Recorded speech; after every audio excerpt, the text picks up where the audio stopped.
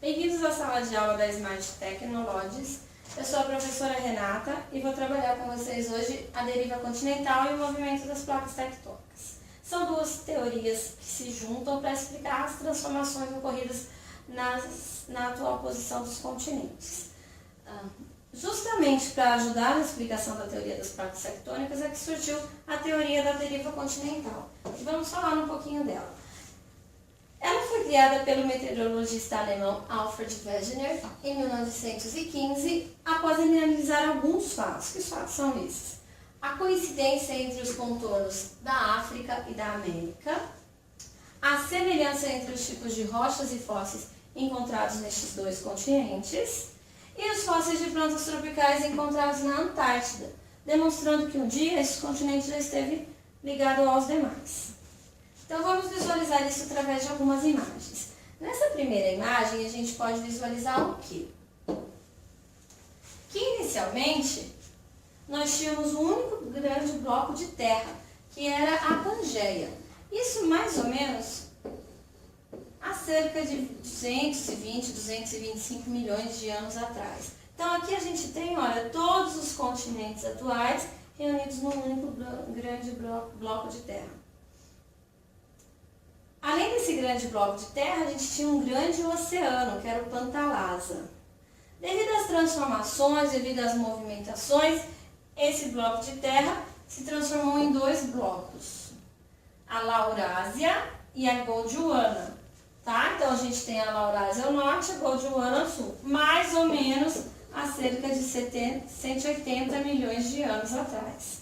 Por fim, nós teríamos a atual configuração dos continentes, América do Norte, América do Sul, África, Eurásia. Então, desde lá, o início nós tínhamos um grande bloco de terra e esse grande bloco de terra foi se desmembrando em vários continentes. E esse desmembramento continua a acontecer. E como que o Wegener notou todas essas mudanças? Vamos mudar um pouquinho aqui de imagem. Eu trouxe aqui para vocês uma imagem que mostra justamente aquilo que o Wegener visualizou. Olha, em vermelho aqui, os fósseis, os mesmos fósseis encontrados entre a América do Norte, entre a América do Sul, desculpa, e a África.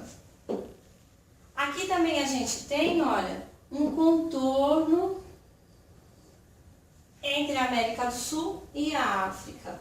A gente pode reforçar aqui também, olha, os fósseis encontrados aqui desde a África, passando pela Índia e chegando até a Antártida. Outro que a gente pode reforçar também são esses fósseis aqui encontrados desde a América do Sul, pedacinho da África e aqui a Antártida e a Austrália. Então todos esses fósseis encontrados, sejam eles de animais ou de plantas, e o contorno da América do Sul levou, fez com que ocorresse essa proposta da teoria da deriva continental. Inicialmente ela não foi aceita, porque para o Wegener isso estaria acontecendo através das atrações da Lua, do Sol, de um movimento das camadas superiores da Terra. Ele não soube explicar realmente o que causava a deriva continental. Ela só foi melhor entendida a partir dos anos 60, quando a gente passa a ter equipamentos tecnológicos que vão visualizar melhor o fundo dos oceanos. E eles observaram o que no fundo dos oceanos?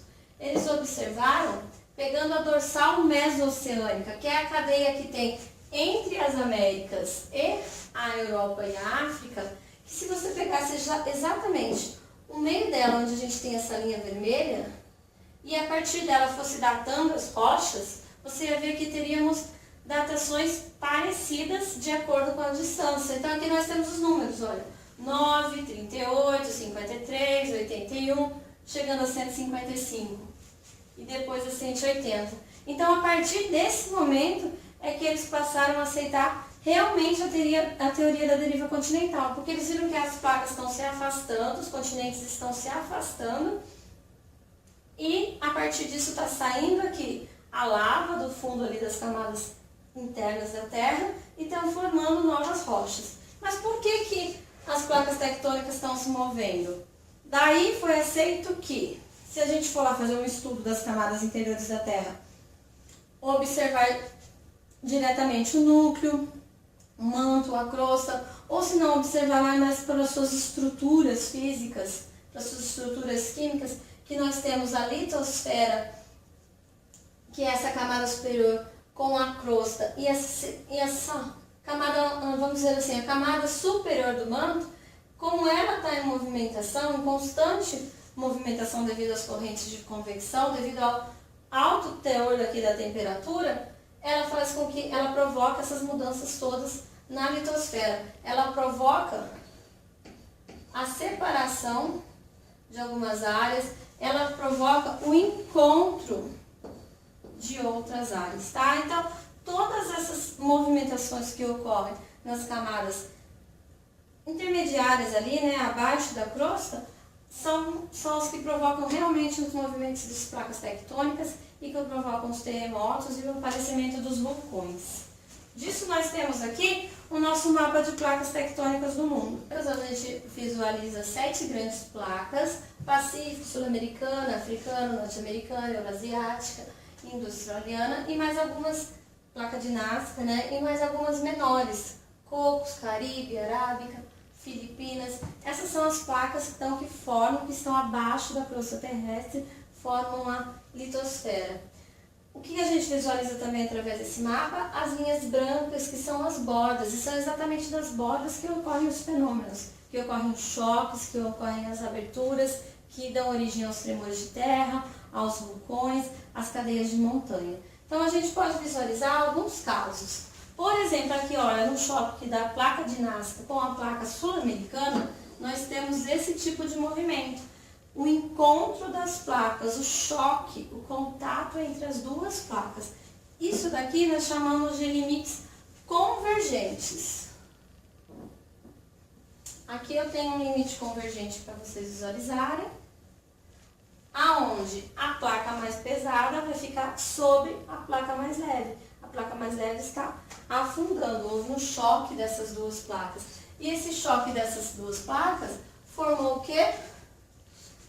A cordilheira dos Andes, a cordilheira dos Himalaias, choque de duas placas, uma ficou sobre a outra e ajudou aí na criação dessas grandes cordilheiras. Eu também tenho, além dos choques convergentes, né, dos limites convergentes, eu tenho os limites divergentes, ocorrendo, por exemplo, entre a sul-americana e a placa africana. Vocês observam que as setas estão se separando, né? Há uma abertura aqui, uma fresta aqui. Nós chamamos isso de limites divergentes. Então aqui vocês podem visualizar através dessa imagem.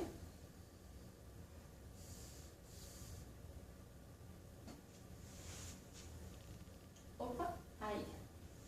As duas placas se separando, a americana e a africana, e aqui, olha, abrindo, né? Quando ocorre essa abertura, a lava sai e cria e forma um novo relevo, que é o que vocês podem visualizar também através desta outra imagem. Olha, aqui eu tenho a América do Sul, aqui eu tenho a África, a separação dessas duas regiões e cada vez mais a criação de relevo entre elas. O magma podendo extravasar aqui através dessa fresta que foi aberta.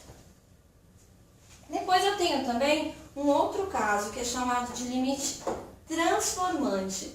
Um bom exemplo desse limite transformante seria exatamente aqui na região da Califórnia. Não tem a setinha aqui direto para vocês, mas ele estaria acontecendo da seguinte forma.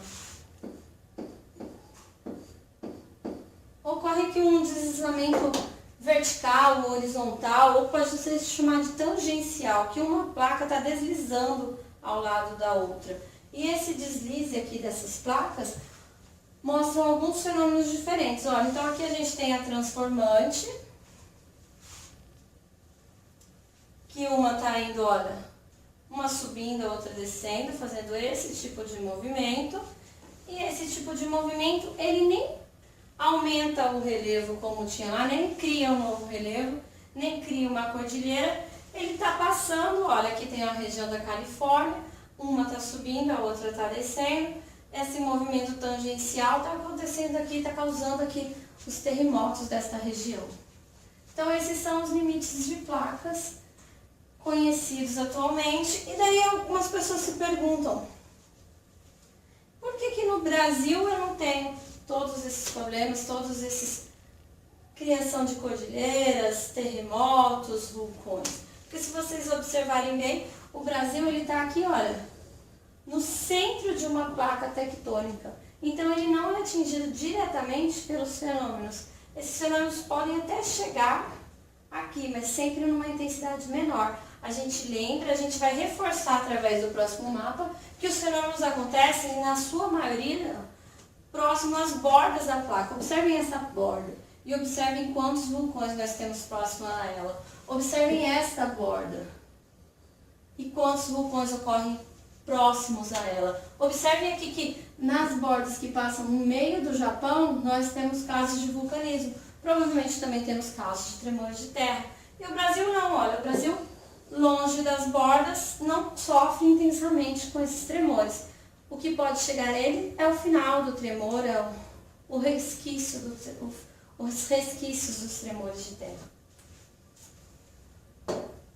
E para finalizar essa aula, eu trouxe um exercício sobre a falha geológica de San Andreas, que é aquela lá da Califórnia, sobre o limite transformante. A falha geológica de San Andreas, localizada na Califórnia, podemos afirmar que, letra A, ela é resultado dos intensos terremotos que assolam a região. Ela não é resultado, né? Ela causa todos esses terremotos, todos esses tremores de terra. Letra B, sua origem está relacionada ao movimento de colisão e surgimento entre duas placas. Colisão, choque, movimento convergente, a gente teria aqui uma cordilheira, uma cadeia de montanhas. Letra C, sua formação não possui relação com a tectônica de placas, uma vez que ela se manifesta apenas na superfície terrestre. Ela se manifesta na superfície, mas devido aos movimentos das placas. Sem os movimentos das placas, nós não teríamos com certeza essa falha. Ela se formou graças ao movimento de deslocamento tangencial entre duas placas tectônicas, exatamente aquilo que a gente viu, né? O movimento transformante, um deslizamento tangencial, um deslizamento na horizontal, causando o movimento dessa placa. Então aqui nós temos a alternativa correta. Muito obrigada e até a próxima aula.